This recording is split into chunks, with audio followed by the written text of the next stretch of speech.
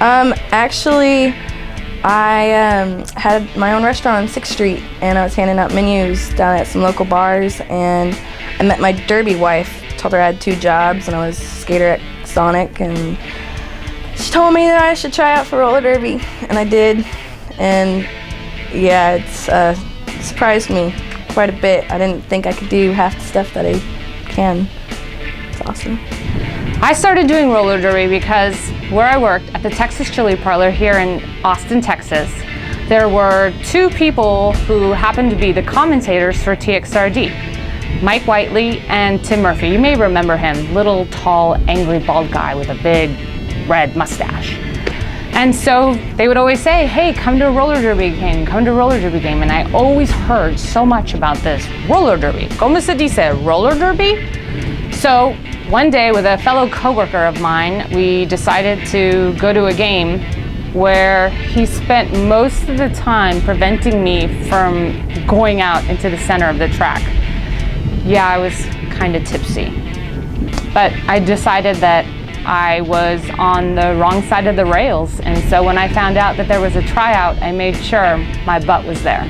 I had done some other extreme sports before BMX, and just was in the car one day going to work and heard that they were having open tryouts. I thought, I can do that, and here I am. I first saw roller derby when it first started out flat track over at Playlane Skating Rink about 8 years ago.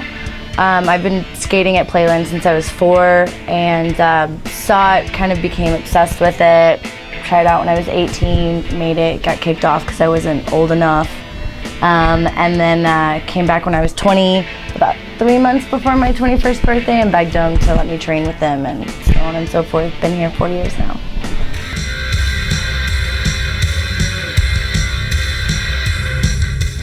This game's actually going to be pretty hard. Just hearing the history of the 2 teams, we actually beat them last year. We were the only team that beat them, so it's going to be a tough game, and we know that. So just going into the season, or going into this game and the training for this game, it's just been focusing on staying on top of our game and keeping the game on, being on top from the very beginning.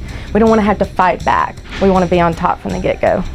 I knew at the beginning of the season that it was going to be different. You can't always win, and there's always going to be a bigger dog out there. So, guess it's our time to fall.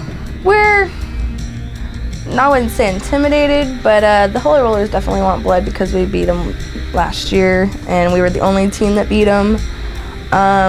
So they're taking it quite serious, and so since they're taking it so serious, we're doing our best to just prepare. We're trying to train other jammers because, as everybody or all the Rhinestone fans out there know, his categories are #1 jammer, main point scorer, and we don't want to put all the pressure on her this game, give her some kind of break, but they're a fast team, but I think we're faster.